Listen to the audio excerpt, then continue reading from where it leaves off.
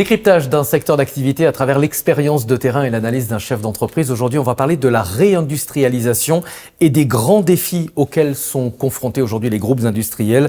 Transition écologique, augmentation du prix des matières premières, difficultés de recrutement. On va en parler avec Marc Sévestre. Bonjour. Bonjour. Vous êtes PDG de Calibre Group, c'est un équipementier mécanique. Vous travaillez avec des grands groupes français, on va y revenir, dans des secteurs vraiment variés. Vous travaillez pour les transports, l'aéronautique, l'énergie, la défense. D'abord, quelques mots sur cette réindustrialisation dont on parle beaucoup en France, mais aussi en Europe. C'est quoi? C'est un retour en grâce des industriels? Je pense qu'aujourd'hui, oui, il y a une volonté on va dire, des politiques, de l'écosystème, de redévelopper la partie industrielle, donc de réindustrialiser en France. Mais c'est une forme de revanche. Il y a quelques années, on nous disait que l'industrie était terminée. On Oui, parlait d'usines, on parlait d'entreprises sans usines. Oui, on parlait de services, de tourisme, de loisirs, mais on s'aperçoit qu'aujourd'hui, voilà, l'industrie, c'est une source de richesse, de richesse importante. Donc aujourd'hui, oui, je pense qu'il y a un retour, une volonté certaine de réindustrialiser la France. Est-ce que ce retour, on le note aussi chez les jeunes en termes d'intérêt, ceux qui sont en formation? Est-ce qu'ils s'intéressent plus à l'industrie aujourd'hui? Oui, je pense avec les nouveaux métiers, on va parler de numérique, on va parler d'environnement, on va parler justement de changement industriel. Donc tout ça, je pense qu'aujourd'hui, les jeunes vont se retrouver et je pense que demain, oui, il y aura un intérêt, j'espère plus important pour les jeunes pour l'industrie. Il y a un vrai discours politique autour de la réindustrialisation. Néanmoins, est-ce que vous avez l'impression qu'on y consacre suffisamment de moyens? Les moyens financiers, je pense qu'ils sont là. Maintenant, c'est comment on les utilise et comment faire. On va parler de problèmes de recrutement. C'est qu'aujourd'hui, c'est vrai que je pense qu'il y a une volonté d'augmenter la formation, l'apprentissage des jeunes. Mais aujourd'hui, je pense qu'il faudrait encore davantage travailler avec les industries pour pouvoir adapter la formation. Et est-ce qu'on a suffisamment investi dans les infrastructures? Une industrie, il lui faut généralement de l'énergie, il lui faut des voies de communication. Est-ce qu'on est à la hauteur? Moi, en Normandie, je ne vais pas me plaindre, puisque la région caennaise est quand même bien desservie, c'est pas la région parisienne. Donc non, on n'a pas de difficulté aujourd'hui au niveau transport et infrastructure. Je parlais des défis en introduction. On va d'abord parler de la transition écologique. Ça, c'est un changement évidemment très important pour toutes les entreprises. Vous parleriez d'une nouvelle révolution industrielle? Ah oui, moi je pense qu'avec le réchauffement climatique, les exigences que l'on s'est fixées en termes de baisse du taux de carbone, je pense que oui, il va y avoir des gros changements au niveau industriel. Donc on peut parler, oui, d'une révolution. Mais est-ce que vous sentez une forme de pression de la part de vos clients pour réduire vos émissions de CO2? Ah oui, surtout que nous, on travaille avec des grands donneurs d'ordre. Donc de toute façon, aujourd'hui, eux, se doivent d'être exemplaires sur la baisse de la consommation d'énergie, l'empreinte carbone, y compris sur leurs sous-traitants. Donc de toute façon, ils vont nous exiger des actions d'amélioration, puisque eux, ça va rentrer aussi, évidemment, dans leur empreinte carbone. Mais comment vous faites pour réduire votre empreinte carbone?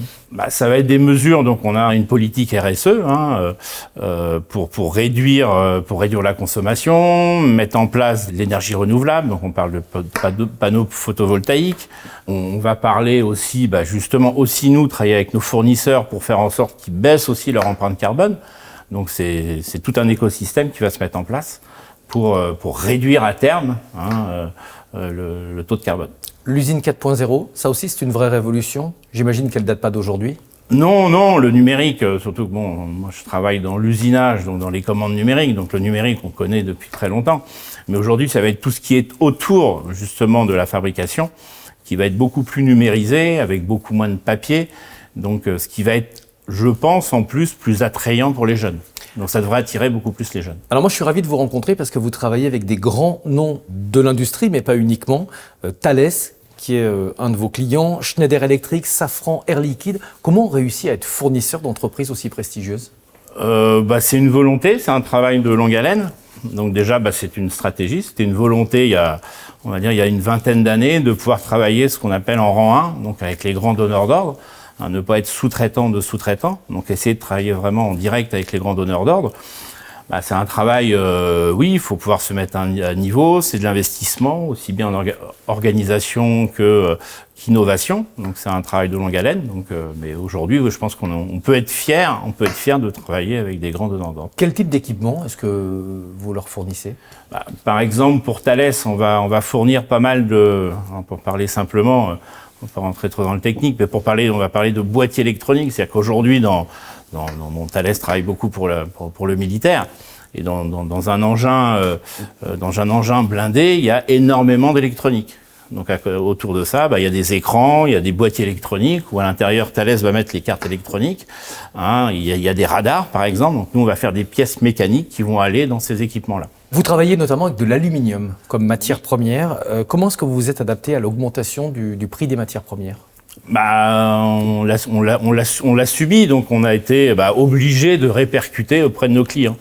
Et globalement, on va dire que la majorité de nos clients ont compris et nous ont suivis et ont accepté les hausses matières. Est-ce que c'est pareil pour les prix de l'énergie? Les prix de l'énergie, là, oui, j'imagine que c'est un peu plus difficile. Vous avez renégocié? On a renégocié, mais c'est quand même assez à la hausse. C'est assez compliqué, surtout que nous, on s'est engagé au mauvais moment. Donc, pareil, essayer de répercuter auprès des clients. Donc, un peu plus difficile sur l'énergie. Mais oui, de toute façon, on n'a pas le choix que de répercuter les hausses. Le problème aujourd'hui, c'est la hausse ou est-ce que c'est surtout la volatilité de tous ces coûts qui finalement rendent extrêmement compliqué l'exercice de l'art de faire un devis? Oui, parce que c'est dur de se projeter, puisqu'en fin de compte, on va dire que les prix évoluent énormément, et en plus, on manque de visibilité pour pouvoir dire, par exemple, l'aluminium, dire à quel sera le cours de l'aluminium en 2024. Personne ne le sait. Personne ne le sait, et donc c'est vrai que c'est assez compliqué, donc il faut prévoir des mécanismes avec nos clients pour pouvoir s'adapter au prix des matières premières. La recherche, l'investissement, c'est important aussi? Oui, recherche et développement, donc l'innovation. Donc ça, c'est très important, puisqu'aujourd'hui, je pense que la compétitivité passe, en ce qui nous concerne, par l'innovation. C'est-à-dire pouvoir apporter à nos clients des solutions innovantes qui vont permettre de réduire le coût de leurs produits. Les perspectives, votre principal défi aujourd'hui? On va dire que c'est principal défi. Rester au top. Il y en a plusieurs. Il y en a plusieurs. Oui, rester. Oui, c'est croître, parce que je pense que dans l'industrie aujourd'hui, il faut être en constant développement. C'est le défi de l'environnement, du numérique, de la formation. Donc c'est pour ça qu'on a créé notre école, on a créé notre centre de formation interne, pour pouvoir justement mieux répondre aux attentes du marché. Et ça, c'est aussi une façon de faire monter en compétence des ouvriers que vous ne trouveriez pas ailleurs, peut-être? Aujourd'hui, oui, il y a des métiers sous tension. En ce qui me concerne, moi, dans l'usinage, on va parler de régleurs sur commande numérique, donc les gens qui vont régler ou qui vont faire les programmes pour les pièces. Et aujourd'hui, on n'en trouve pas sur le marché. Donc moi, la solution que l'on a choisie, c'était de créer notre propre école pour pouvoir vraiment adapter la formation réellement à ce qu'on a besoin, mais aussi ce que nos clients ont besoin. Parce que derrière, voilà, nous, c'est les clients. Merci beaucoup d'être venu en plateau, nous parler de votre entreprise, nous parler de l'industrie. Félicitations pour votre réussite. Marc Sévestre, PDG de Calibre Group. Merci bien. À très bientôt pour un nouveau décryptage.